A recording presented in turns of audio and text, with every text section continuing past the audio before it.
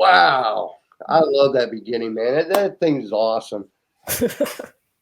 All right, brothers and sisters of the uniform, we got a special one for you today about TMJ. Now, I've got three basic experts in this whole area that are joining me today. I've got veteran coach Chris Faria, veteran coach John Luna, and veteran coach manager Donnie Witten. And these guys actually suffer from this particular condition. So this is going to be really interesting because they've got some insight on some of the stuff that we're going to be talking about today. So we're going to go through a lot of stuff. Now, as the class fills up, we want to go ahead and find out different things about you. We want to know who you are, what branch you served in, and where you're calling or where you're viewing us from. Gary Nelson, hey, Gary's on all of our classes that we see. So, yeah, definitely, John. I hope you feel better. Definitely. Recovering from strep throat, so bear with me. All right, I'll just do a quick introduction of myself. I was with the 1st 75th Ranger Battalion and Charlie Airborne. I was a paratrooper. After that, I wanted to find out what was bouncing around in my head, so I ended up going to school and becoming a psychologist, and I did that for 20 years. And then put that all behind me so I could work here and serve veterans because that's really one of my passions. Hey, Donnie, why don't you tell everybody about yourself? Yeah. So, hey, I'm veteran coach manager Donnie Witten. I am a United States Army combat veteran. I got out and I was a union boilermaker for a while, and then I went back to school and I worked in higher education, assisting veterans with their claims process and their educational process. And eventually I found VACI and was a client, and then a coach, senior veteran coach, and now a veteran coach manager, and wouldn't have it any other way. I love this job and I love helping vets, and it's each day is an adventure. John? Awesome. Yeah. I'm John Luna. I've been with VACI a little over 3 years now. I am an Air Force vet, 10 years of service, 4 active, 6 reserve, 3 deployments. And yeah, I did not know what veterans were missing out from, especially with all the problems that you can leave active duty with. So finding out about this company and realizing that I could help out other veterans has been very rewarding. Chris? All right. So I'm Coach Chris. I'm originally from Puerto Rico, and I joined the military while I was there with the ROTC, but I was a 31 Delta prior to that, so that's a generator mechanic. And then once I graduated from ROTC, I became a military police officer. I was in the Army for about almost 8 years. And once I got out, I started working with Amazon, but that wasn't quite fulfilling as I wanted it to be. So a good friend of mine referred me to this company, and I am loving every second of it, helping you guys get the rating you deserve. Yeah, that's right. I think that's an interesting dynamic for all of you that may not have caught that. Veteran coach Donnie Witten was Chris Faria's coach as she came through the program. So it's just cool to see how this all works and how we all become basically one team and actually tackle all these different issues that we're always trying to look at and trying to make sure the veterans are getting the best information possible. Hey, Chris, you want to go ahead and do the disclaimer? Absolutely. So we are not accredited agents, VSOs, attorneys, or any other entity recognized by the Department of Veterans Affairs, and we are not affiliated with the VA in any way. VA Claims Insider is an education-based coaching consulting company for disabled veterans exploring eligibility for increased VA disability benefits and who wish to learn more about the process. VA Claims Insider also connects veterans with vetted independent medical professionals in our referral network for medical examinations and independent medical opinions, IMOs, for a wide range of disability conditions. Awesome. Hey, I'm noticing some of the people over here, some of the veterans that we got here, I see some Air Force. I see some Army. I also saw Coast Guard. That is awesome. Army tanker, Vincent Jackson. I like that one. Trying to get to 100 in need of help. Well, you came to the right place. We have a whole team of coaches.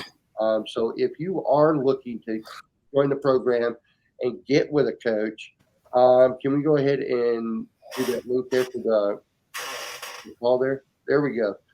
You just go ahead and go right here, and we can actually give you a free discovery call to find out if we're a good fit for you. Sometimes we are, sometimes we're not. But the thing is we always try to make sure that we get you going in the right direction in the right manner. So there's years of experience. There's a number of people that just on this screen here that you're seeing that have tons of experience and tons of ways to make that happen for you. So Carl Dawson said Nexus letters are hard and very costly. I'm finding out.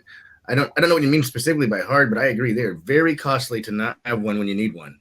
It cost me years of not being the rating I was supposed to be, and tons of compensation I missed out on. So I will agree 100%. Not having one when you need one is very costly. Yeah, I totally agree with you, Donnie. That's one of the big things that we really have to look at when we're actually going for claims or actually trying to do things with getting claims approved is medical evidence. And that is one of the best forms or the best things that can actually get across exactly what you're going through on a daily basis. One, two, all the medical evidence, how it comes together and can also be added with the scholarly things that can be added there, past cases that can be added there that might relate to your particular situation and help produce a better result when it goes to, say, an adjudicator. So, yeah, I agree, Donnie, that those letters are very, very important. You know, that's a great segue into just kind of touching a little bit on who we are and what we do and why we do.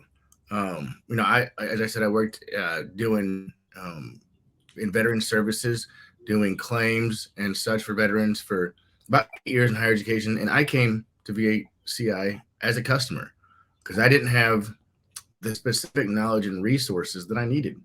You know, the people who are in those positions, VSOs or certifying officials and things like that, you get exactly the education that the VA wants you to get. And,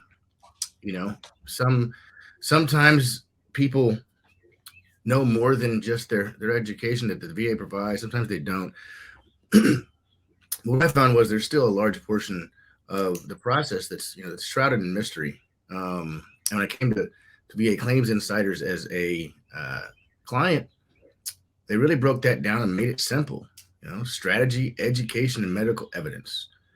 And that's what happens. You get with a coach. You upload your records. You go through a strategy. You get provided the education so that you can represent yourself the best way possible. You understand and are able to articulate your symptoms in a way that makes sense. And it's hard too. It's just as someone who's suffering. A lot of times you're suffering from multiple conditions, and you don't realize which symptoms are related to which specific condition and how those differentiate and break down. All you know is you're in pain and you're suffering, and probably those symptoms create mental health symptoms, and the mental health symptoms might inversely create physical symptoms, and it's just a big ball of things that you can't pull apart. And that's really where that education comes in handy, because you have to know how to describe what's wrong with yourself, and we don't always know how to do that. But then you have the burden of proof, and that's where that medical evidence comes in, right? So again, it's strategy, education, then medical evidence. There's requirements to every claim to get it service connected, get every condition service connected, in-service event or stressor, a current diagnosis, and a nexus. And that's touches a little bit back on that nexus that Carl is talking about. And it is a requirement for service connection in one capacity or another. the nexus requirement has to be fulfilled. That could be done by meeting the requirements of a presumptive or this or that, but it has to be fulfilled to establish service connection. And that's why it's costly not to have one. In fact, any piece of that Kaluza triangle is missing, and it will likely result in not establishing service connection, and that can be costly. I mean, I was underrated for about 17, 18 years, and that's a lot of compensation and treatment I didn't get. But I've worked with clients that have been underrated for 30 to 50 years, and that's a lot of compensation and treatment they didn't get. And really, what that compensation does is it creates an environment or a capacity in which you can focus on getting the treatment you deserve to improve your lifestyle, to improve your mental health, to improve your physical abilities, and not have to worry about where you're going to sleep the next day, what you're going to eat, how you can take care of dependents, things like that. And that all starts by that first call to your coach, and setting up that strategy, building your education, and developing your medical evidence. Yeah. So what was amazing about coming into this program is just how much of a labyrinth the process is if you have no idea what to expect. Like, I even see in a lot of the comments, everyone is saying that my claims were denied, even though they had active duty information. Well, that's just one part of the puzzle. Like Donnie was saying, there's the Kaluza triangle. So what's great about this company here is we've really simplified the process so we can take a look at your case, see what you should stop wasting your time on, because there's a lot of claims out there that vets like to go for that just don't have enough backing. Like, we can tell you, let it go. You have some other viable claims to go after. So we try to cut the frustration out as best as possible and make the process easier for your claims to give them the highest chance of success. So that's where a lot of the value in this program comes from, is just it takes the guesswork out. It helps you stop beating your head over something that might not be worth pursuing, and it makes a difference. Very true, John. Yeah, those are actually really good points. I see a question here. Michael is wanting to know what a nexus is. Donnie, you want to hit that one, or? Yeah, and in fact, I'll use that as a segue to get us back on track to our scheduled topic, right? We're going to hit TMG and bruxism and things like that. So, and again, there's three requirements to a service connection: an in-service event or stressor, a current diagnosis, and nexus. So, for the specific issue of TMJ or bruxism, you had to have had something happen in service, right? Maybe you had a TBI and it led to TMJ. That would be an in-service event, right? Some sort of head injury, something like that. But there's another way too. You could have an already service-connected condition, and if that service-connected condition causes or makes worse another condition, that's considered your in-service event. That's your service. Then you need a current diagnosis. You have to go to a medical professional for TMJ and bruxism. You need to be evaluated by a dentist. Really, that has to be done. But whatever the specific requirement for your condition, sometimes they have specialties that require a diagnosis. You have to see that person. You have to get a current diagnosis. So treatment's very important. But then when you have both your in-service event and your current diagnosis, you have what's called a nexus, right? And so think about in-service event and the current diagnosis as two different pieces of land with water between them. The nexus is that bridge that connects one to the other, right? And so you have to have both those parts to have the nexus, because you have to be able to put both those sides of the bridge on something. And the nexus is just a fancy word that means connection. And that can be established many different ways. One way is, meeting some sort of specific legal requirements in 38 CFR or as a presumptive condition. Sometimes that'll be continuity of care. But a lot of times what it comes down to is a nexus letter. And a nexus letter is different than just a nexus statement, right? So a nexus statement is saying, it's at least as likely as not that this is related to that. That your TMGA is related to your post-traumatic stress disorder. And that's a nice statement. It uses the right language, probability language, stuff like that. But that argument only holds weight as good as that one sentence is. As soon as someone says, no, it doesn't, there's no rationale behind that statement, right? There's no meat behind that argument. It's like if I say, John, you owe me $50. As soon as he says, no, I don't, our statements are equal. He no longer owes me $50 because he has as much evidence as I do.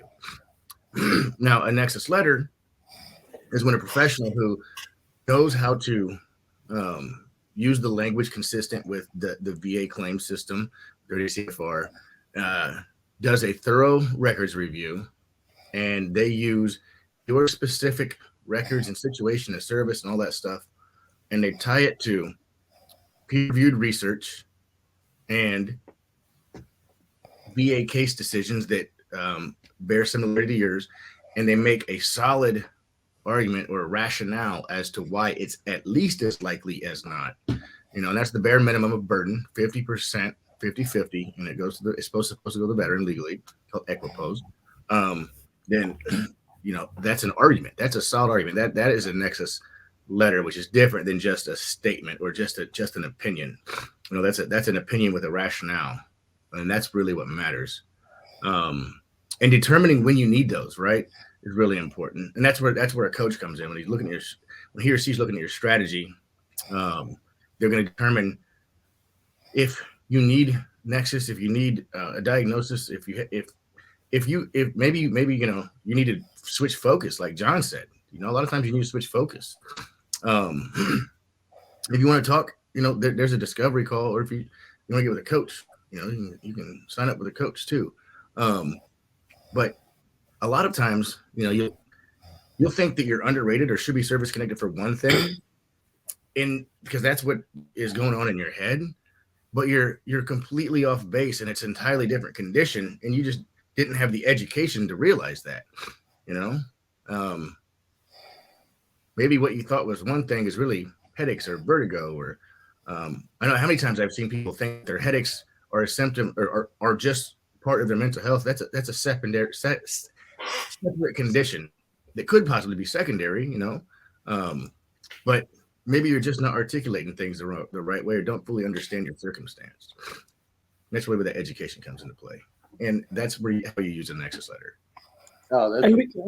I like that. Hey, Chris, why don't you just tell us a little bit? Just tell us the basics of what TMJ is. So TMJ, or temporomandibular joint disorder, is a disorder that affects your jawbone and the muscles around it, right? If you want to search where it's at, it's that little section in front of the ear. It's that section that connects your temporal bone to your jawbone. Your temporomandibular joint is the joint, again, that connects your jawbone to your skull, and it's used every time when you talk, chew, or swallow.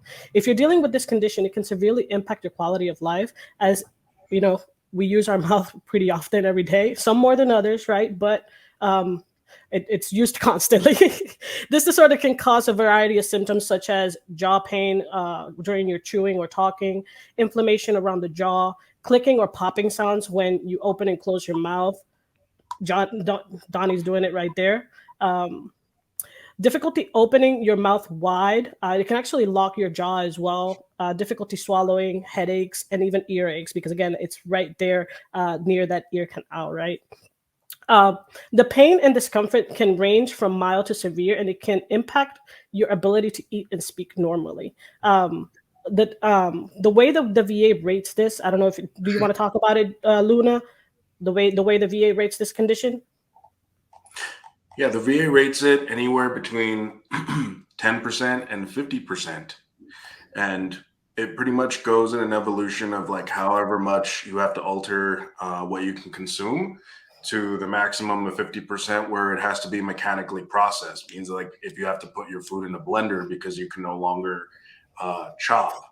The degree, like they actually do use a goniometer on your on your jaw to take that measurement as well. So there's a couple of components to it too. That's where a lot of the evidence plays an important part. So if your doctor is saying stay away from anything solid, crunchy, things like that, you have that evidence to support your claim for a higher rating. You don't want to be lowballed because you don't know what evidence to present. That's a very good point, Johnny. And from me, I don't suffer from this. I mean, you guys do, but I don't. And to learn that it can affect your diet, it can affect a number of different things. Which let's think about that for just a second. If it affects your diet, that means that it's covering other areas in your life. You can't just go grab an apple. You can't just go do something like that because you're going to have yourself even more trauma to that joint. So I was actually really interested when I saw that. I never even occurred to me that it would affect your diet. And yeah, Chris? I was going to say the types of food you eat can definitely impact the TMJ VA rating. The rating has 3 separate categories of food that they consider for this rating. Everyday foods, mechanically altered foods like Luna was talking about. Those are foods that are blended or chopped, and liquid foods. You need to have a doctor or a dentist write this in your medical records that you are on this diet for the VA to acknowledge it. Simply telling a VA CMP examiner it's not enough. That's a good. I like the way you said that too. And there, just like any other claim, if you're going to a private doctor or a private dentist that's not associated with the VA, make sure you're getting those records and then you're taking that to the VA and you're dropping off saying, "Hey, put this in my records." That's just going to help you further down the line as you go along with this, where it's easier to find all kinds of stuff. Not to mention, you're just adding a bunch of new evidence that has a different doctor's name on it. And it's real easy for another doctor to look at it and go, yeah, I prefer that, that's the way that is. You can see that type of situation to help you further along. Now, guys, I see questions about mental health with TMJ, connections there and stuff like that. Anybody want to tackle that one or? So it's kind of like a 2-level process. If you just have TMJ, but you don't have mental health, can you imagine if you have to drink food for the rest of your life? How isolating that must be at family events, at just wanting to enjoy your favorite foods again. So if you don't have a mental health rating, take a look at what impact TMJ has had on your quality of life, on your social interactions. That could play a part into maybe manifesting something that might be causing you anguish. So that's something to take a look at. And as far as like a secondary condition, conditions like anxiety, PTSD is very much associated with TMJ, and a lot of parts play into that. Some of the research I was doing before this was a doctor talking about veterans that have PTSD and sleep apnea. Sleep apnea causes the constriction of your breathing way passages. So if your jaw falls back as you're sleeping to cause the sleep apnea, that jaw might be still fighting to stay open at night and gradually damage the joint. So in itself, like that is definitely a classic sign of a secondary to PTSD for TMJ. Yeah, that's actually a good point. And this is a point that me and you, John, have talked about for like a year now, is the oxygen exchange. So if the oxygen exchange is off in your bloodstream, that's going to create other problems down the road too. So, and that's just the simple connection with sleep apnea and stuff like that. When that gets thrown off, we're basically one big chemical experiment going on, each of us. Oh, yeah. And it's always different.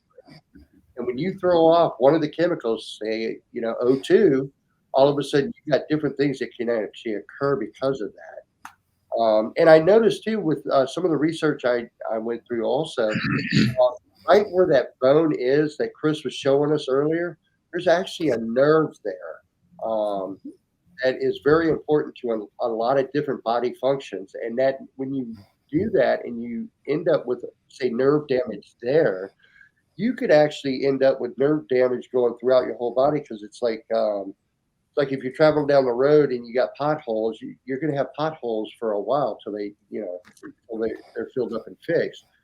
So nerves are exactly the same way. Nerves can actually pass on different things to other nerves, and all of a sudden you're dealing with a number of different things. So you guys actually suffer from this, really, because really, I'm just like, oh man, that's got to be crazy. It's almost like tinnitus in the ear. It's always there. Something's always there, and I couldn't imagine going to like a family dinner and having to, hey, mom, can you throw that in a blender? I can't really eat that. Like That would, here's yeah, a grade A cut of steak. Let me just put it in this food processor for a second. That'd be horrible to go through. right. Or the other side of that, we're all warriors, so we decide, no, I'm going to tough it out, and then you end up causing more damage. I know that all of us are subject to that. We all do that. Some might not admit to it, but I was actually asked to leave my last family reunion because they said dinner time and I started eating the baby food and they were like, "That's not for you." No, they didn't. I'm just kidding. And one way to get this diagnosed, right, is going to your dentist, oral surgeons, or even an ENT doctor, right? Getting that diagnosis is the first step to getting this condition service connected. So if you're experiencing any types of the symptoms that I mentioned, you feel some sort of, you hear it because you can actually hear the grating or the popping, start getting seen, start going to those doctors, letting them know exactly what symptoms you're experiencing. Talisha Rosen Kellogg, I keep getting denied even though TMJ's in the service records. Well, that comes back to the Kaluza triangle I was talking about, those elements of service connection. So you have to determine, where your evidence is lacking. To answer Ava Thompson's question too, how do I get a coach?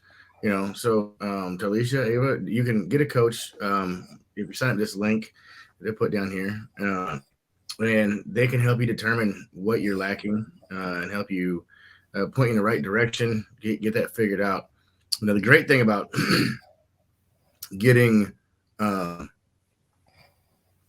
service connected for one of these conditions is typically you don't get dental coverage until you're 100%.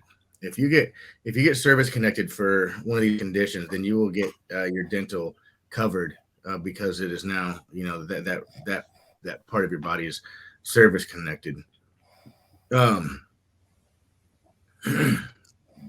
David Sweet said, "Do I need a nexus letter for every secondary claim out there?" No, you don't need a nexus letter for everything you do, or not even for every secondary condition. That's where a coach comes into play. So you know when to get a nexus letter, and you know when to not get a nexus letter.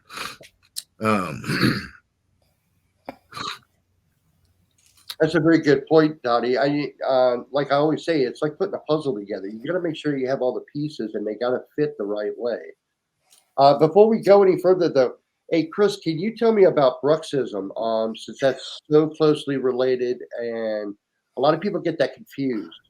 So I was about to talk about that because I just read somebody mention teeth grinding. So teeth grinding and TMJ are two different conditions. Teeth grinding is bruxism. And that affects the teeth. Like that's when you clench and you start grinding your teeth. And then temporal mandibular joint disease or dysfunction or disorder is that part that I mentioned where the jawbone meets that temporal bone when you use it to open and close your mouth.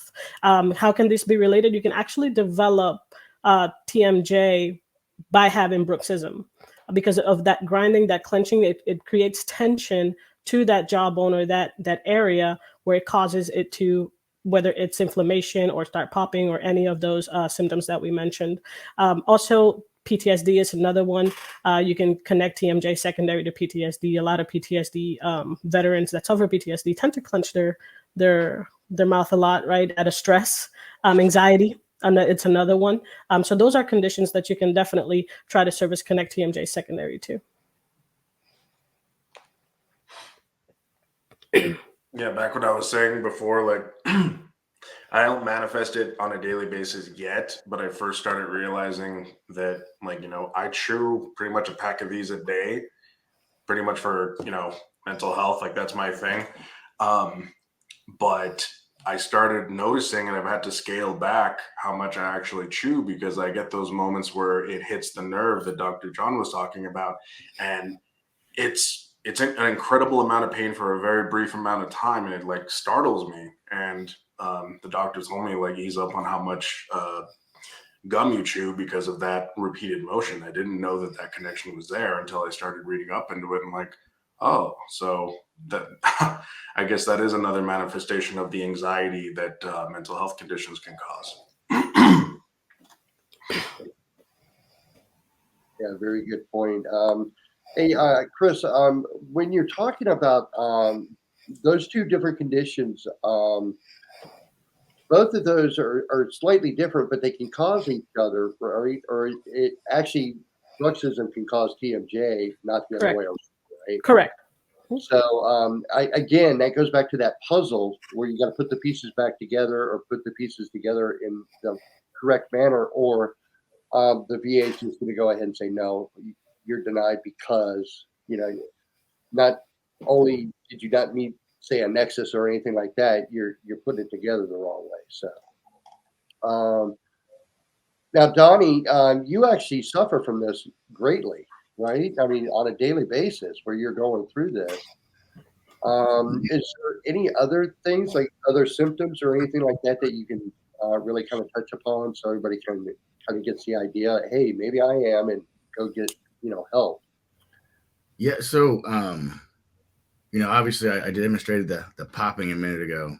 I mean, I always have pain right here. And then when I open it up, I get past that popping. It wants to lock out. So I have to be careful. I have to be careful not to open too far, or I'd be stuck with my jaw open. I feel if I go right here, these, you ever just work out so hard that your muscles are on fire and painful the next day? These are like that all the time. These muscles are on the side of my head. Mm. In fact, I don't like to shave my head anymore because these muscles right here are huge now, like, from being stressed all the time. So sometimes I get really bad headaches and my head hurts, and I push down on these right here because for a little while when I let go of them, they like temporarily relieve some of that stress, and it's like the pressure's back off, but then it goes back. So I just have to rub my head. And that can cause headaches all the way down to the back of the head.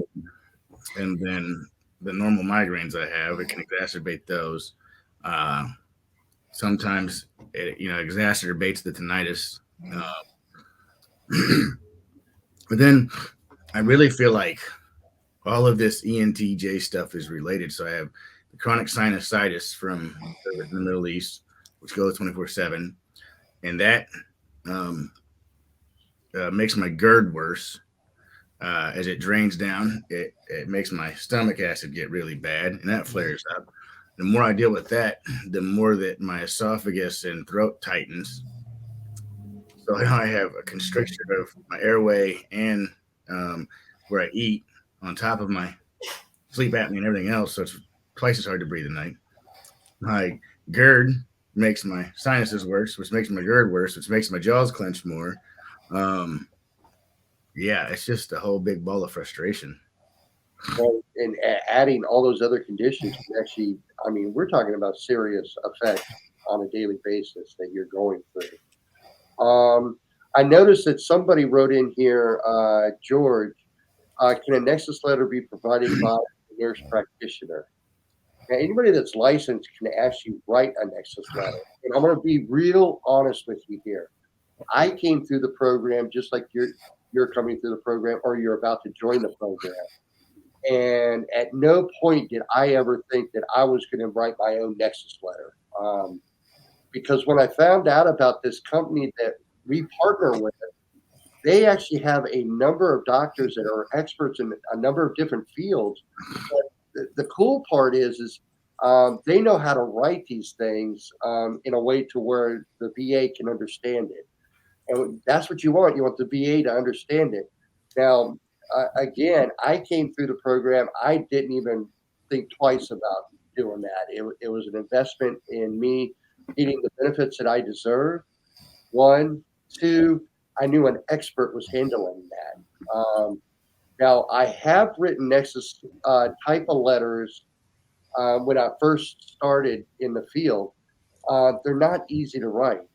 They're one of those things where unless you really are immersed into that part of dealing with the VA, you're really not going to know the wording, the way to word it, the way to actually map it out so they can actually understand. So yes, somebody else can actually write it. I wouldn't trust that. I would actually go to somebody that really knows what they're dealing with and has a good amount of success with it.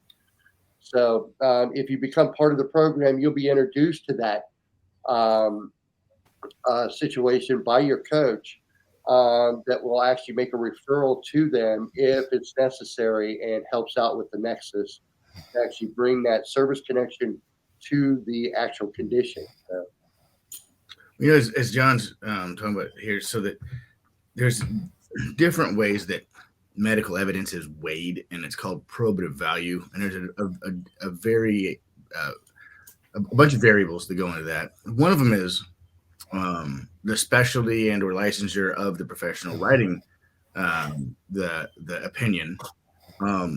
So sometimes having a specialty might add more probative value, but a lot of times it's the argument I was talking about, the rationale. That really is what is most of the time the most important thing, is having a convincing rationale that's consistent with your records and research and the law. So just having like say a sleep doctor for sleep apnea or a dentist for this or that. Well, they might have a specialty MOS, but or specialty MOS, specialty job, specialty occupation, but that only holds so much probative value, right? There's more to the picture than just that specialty. So I have seen great rationales written by people who are nurse practitioners or a physician assistant, and why they might not hold the same probative value in specialty or such, but their nexus, their rationale holds a lot of probative value because it's based on a solid, convincing, logical argument that's consistent with peer-reviewed research and the veterans' records in precise situation, and it is more rational. oh, yeah, definitely.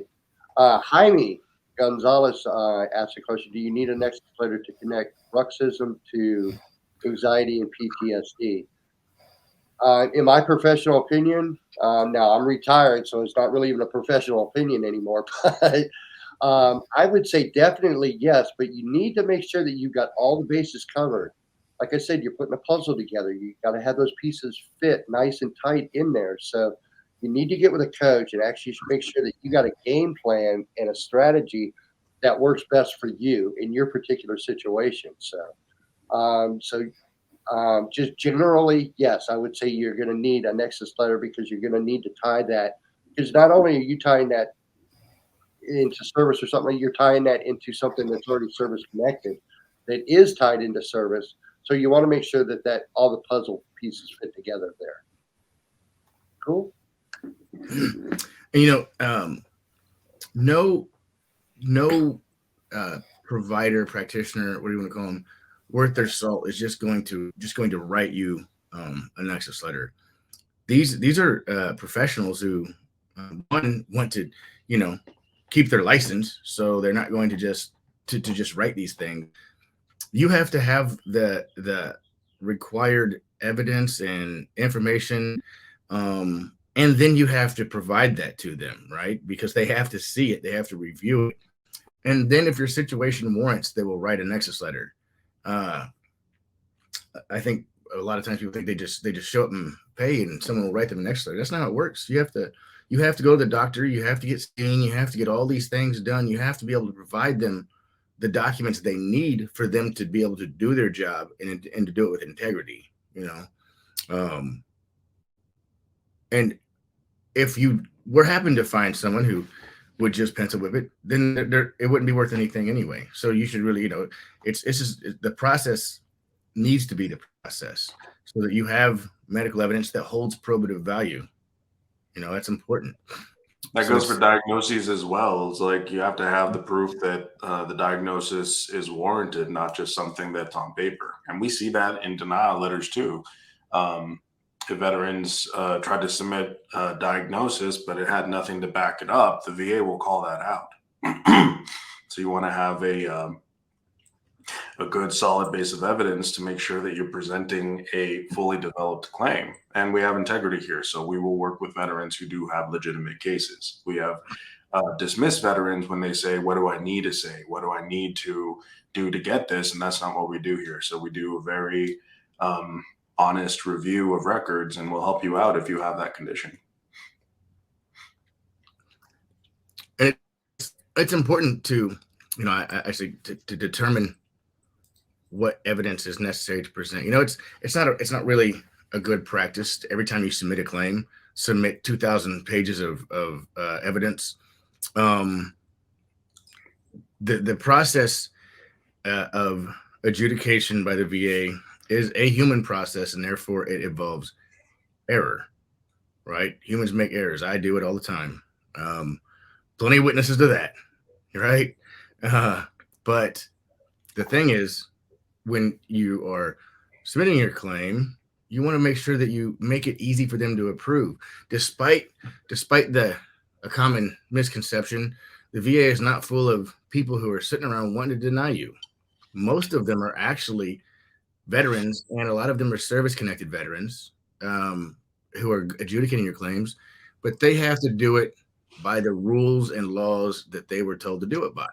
And so it's easier if, when you submit your claim, to make it easy for them, present them the evidence they need in a minimum fashion, with it all outlined and clear cut, so that they can look and just, if you make it easy for them to approve, in my experience, they will approve in a much higher capacity than if you are just information dumping on them every time you submit a claim, and they have to dig and dig and dig and dig. That does not make their job easy. There's a question here in the chat. It says, if you have a mouthpiece, you sleep, you can get rid of TMJ. Does it reappear? Can you go over the requirements for different percentages? So for different percentages, right? Like we were mentioning, food has an impact on your rating, like what types of food you can actually eat. They also go by a system measure interstitial movement on how much you can open your jaw up and down. This is measured in millimeters, and the amount of movement you have will determine your rating. Your ability to open your jaw must be severely limited to earn a rating. But you can also, using the VA's painful motion rule, you will likely qualify for a 10% for a TMJ rating, right? But going through all those percentages, TMJ rating for a 10%, you can only open your jaw 30 to 34 millimeters, but have no dietary restrictions. Again, it's going to talk a lot about dietary restrictions on here. You can only, another one is you can only open your jaw for 30 to 30, you can only open your jaw for side to side from 0 to 4 millimeters. That's by 10%. For 20%, rating, you can only open your jaw 20 to 29 millimeters, but have no dietary restrictions. Also, you can open your jaw from 30 to 34 millimeters, but have dietary restrictions on soft foods. And I can go so on. They're posting it right here, guys, so you can actually read it. So that way, I don't know if my Spanglish might come out here soon. Trying to read all this. 30% for TMJ. You can only open your jaw 11 to 20 millimeters, but have no dietary restrictions.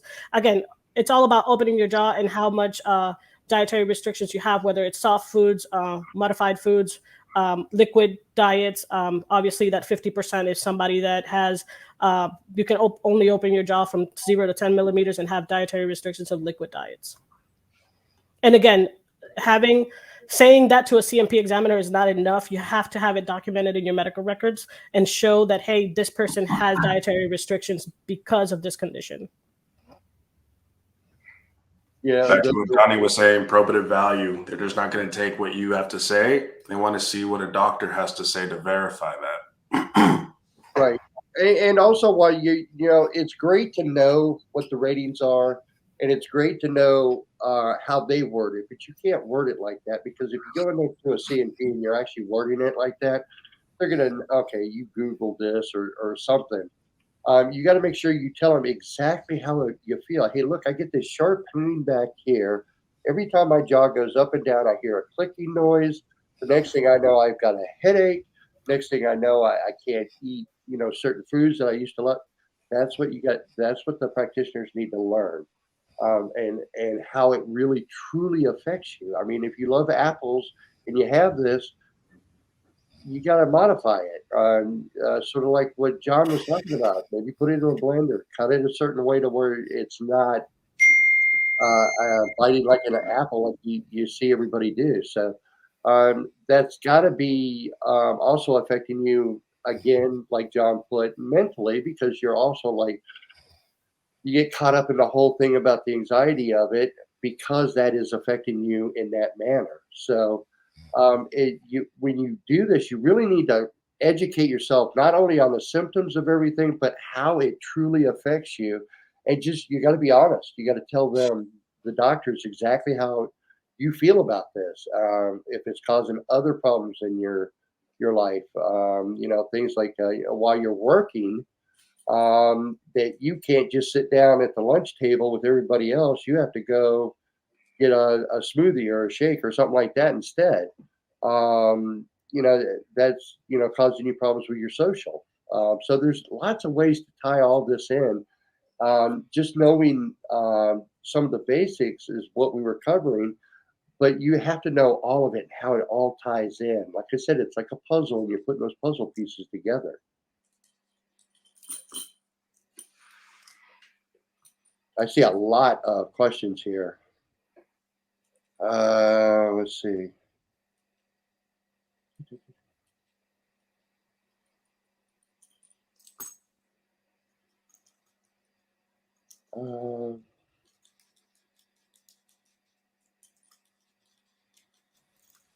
Have one from there's a backup here from Erica Page. It says, I have it listed as a disability and was now told I need joint replacement by my oral surgeon. Is this hard to get an increase in it? Again, they're going to go based on, once you get that surgery, right, what are the residuals of that surgery? Whether you can open, again, they're going to measure your jaw, whether how much you can actually open and close it, and go based on the dietary restrictions that you have.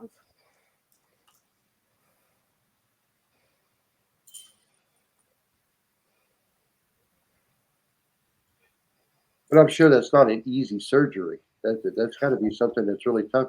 Not to mention, like I said earlier, you got a nerve right there that can really affect a lot of other things going on in your body.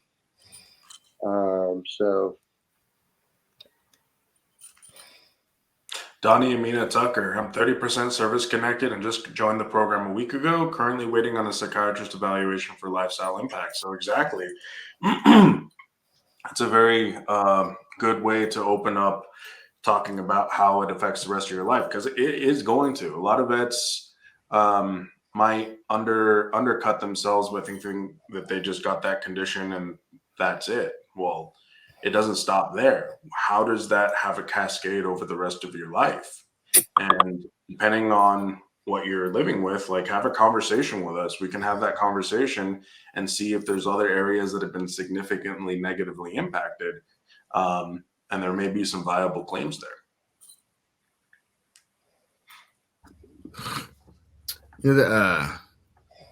I have a question. So I have TMJ from service from Afghanistan, 2014. I ended up getting double jaw surgery to correct my bite and the right side of my jaw. Am I able to still apply for VA disability? Jay Allen. There is not a statute of limitations on applying for your disability claims. The simple fact of the matter is that by nature of things, things get worse over time, and they may cause and or make worse another condition. So, a lot of times you'll see someone, they'll reach the rating they deserve, and maybe that's 80% because they're 24 years old. Give them a few years, and that number's probably going to change. You deal with sleep apnea for a number of years, it's likely you're probably going to develop hypertension. you have severe mental health issues for long enough, it's likely that you're going to develop physical issues. And inversely, if you have physical issues long enough, it's likely you're going to develop some mental health issues. They're called somatic symptoms. They can go both ways, right? Stress from your mental health can create physical problems, and stress from your physical problems can create mental health problems. And then on top of that, you have what's called the kinetic chain theory. That's the hip bones connected to the if your ankles are bad and they affect your gait, then it's likely to impact maybe a knee, a hip, or your lumbar. If your lumbothoracic region is messed up, then it's likely that one day you're probably going to start having knee or ankle conditions. If your neck is messed up, maybe your arms fall asleep at night. That might be a form of radiculopathy. Could be neuropathy. You have diabetes for long enough, you're likely to get diabetic nephropathy. All of your body systems and parts are connected in one way or another, and so it's never too late. And it's important to seek care whenever you have conditions, you have pain, you have problems with digestion, all of these things. Continue to seek care, and because remember, that's one of the steps, right? Get a current diagnosis for your condition, and then you can look at, is it possibly related to something else? Can I possibly get the service connected? Maybe that'll be the thing that helps you finally get to the rating you deserve. And if you don't get care, it is very unlikely that your condition will improve. If you do get care, it's at least more likely that you can get some relief or some improvement, or even find ways to manage it. Even if you can't make it improve, maybe you can manage your conditions better and improve your quality of life just a little bit. And if you have a lot of problems, like I do, addressing a few things with each one of those individual problems, if I get 1% improvement on each one of those conditions, and there's 15 conditions, that's 15% improvement. That's a pretty big improvement. Maybe that's 20 more minutes of sleep at night that I didn't get before. Every little bit counts. Again, though, getting the rating you deserve allows you to get the compensation and treatment you deserve. So I would say, again, reach out, set up a discovery call, see if our program's a good fit for you. We are all here to serve veterans. That's what we do. And I would say, if you call that discovery call, we're not a good fit, find somebody who can help you. We are here to see veterans get help. And maybe that person doesn't work out, and then you reach back out to us, and we're a better fit. But what we want wholeheartedly is just you to get help. And if you're ready to make that jump, reach out to a coach, develop that strategy, start working on your education, start piecing together that medical evidence. So if you're ready for that, you can sign up for a coach. Here at this link that will come shortly. Any moment. There we go. No, that's discovery call.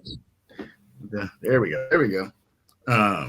Yeah. And, take the plunge, get set up, develop your strategy, piece together the medical evidence, work on your education. And another thing we do here is more than just that. We develop a sense of community. And through that community, you also feel empowerment. You start to own your process. You develop your education. And you feel a little less isolated, knowing that you have brothers and sisters out there going through the same thing that you're going through. And not just we're not just there just for the community. You're getting your education and building that community at the same time. And that's really important piece of the puzzle, because you don't know what you don't know. And so people that have been in here learning and gathering information, they're asking questions that you probably wouldn't think about asking, but then you have that information too. So it's really just an overall great program, all inclusive. There's something for everybody. Yeah, I totally agree. And being a product of the program and going full circle, I've learned a lot. I learned that, sometimes you just have to take the advice of experts. You have to take the advice of people that have been through this in a number of different ways, because like I said earlier, not everybody's the same. We could be talking about the same condition in the same manner, but because it's you, it's going to be different. So we have to make sure that we get all that stuff put together the right way. and it really warms my heart. I see this this one from David here. Uh, Coach Luna, brother, I hope you feel better. Start feeling better. That's awesome. And Thank that you. to the point of what Donnie was talking about. When you are part of this program, we are building a community that embraces and encourages other veterans to actually seek out help to get through whatever might be ailing them, and to also learn about it, to learn about why this happens. I know when I came through the process, I learned a lot of stuff about myself that I never really realized or never really took a look at until it was pointed out to me. Sometimes we have to have things pointed out to us to actually bring out what we really need to work on and things that we might think are bad, but they're not bad, or things that could be the opposite. Um, so there's a lot of different ways that BCA or BACI helps us is not only the education and learning all this stuff about conditions and stuff like that and processes, but we also get to learn about each other. I've learned more about the different branches just by hanging out and talking, and realizing, hey, it wasn't that much different uh, for somebody that was in a different branch than I was in. That's kind of cool too. But building that community is what's going to make us stronger. Um, and like I always said, if not us taking care of veterans, then who? It goes back to that thing too. If not now, when? Now's the time to go ahead and jump in and go ahead and join other brothers and sisters that may be suffering the same way or could be suffering in a different way, but at least coming together so we can actually help each other get through this. So. And even those airborne guys, that were always in the rear of the gear, and we had to protect all the time. That we Dr. John and I give a hard time to each other all the time. That's just that's part of our band. We have a little different memory of that, but yeah. There's a lot of extra a lot of extra benefits to come along with the different rating increases. And Brian is actually the founder of VA Claims Insiders. Is it his second book? This is the second book, right, John? It's the second edition to it, right? Yeah. Yeah. Here next Tuesday. You say Tuesday? I think it is Tuesday. Yeah. Yep. Yeah, April 11th. Yep. There we go. So I highly suggest everyone plug into that, look and see all the benefits that you might be entitled to, and there's different benefits that's tied to every rating. There's different benefit levels. So get in there and see what's going on. And benefits vary state to state and this and that. And Brian did a really great job of just covering all that. And there's no reason to not use a benefit if you have it, right? Like that would not make sense. We served, we deserve to use those. Yeah, I actually have the first edition right here. Pull it up and actually look at it real quick and actually get stuff. I actually am interested that how different states do different things, but it could be a number of things that could not only save you money, but also help you find other veterans that are feeling the same way. I think that's what we always gravitate to as other veterans, even though we may have different views across the board and all that. But when it comes to veterans getting together, it's always a brotherhood. It's always a sisterhood. Right? I always love that. And yeah, we might crack jokes about certain branches or certain MLSs or something like that. But the thing is, that bottom line, we're still here to take care of each other. And I always love that. So I think we're coming to an end here. I hope everybody learned some stuff about TMJ, bruxism, learned how you can be affected by that, learned how that is actually diagnosed, and how important it is to make sure that you hit that nexus so you can relate it back to service as you're talking to somebody or as you're producing evidence to win your claim on this. And again, if you're trying to get to start on your claims, get with a coach. I know I tried it on my own for a while, went okay. But once I got with a coach, I got to find out little extras because there's a lot of data that goes into this, and there's a lot of studies that we actually have where we figure out a few things here and there just to make the path a little bit easier for you. So getting with a coach actually helps and will get you to where you want to be. So God bless you. Love you, brothers and sisters of the uniform.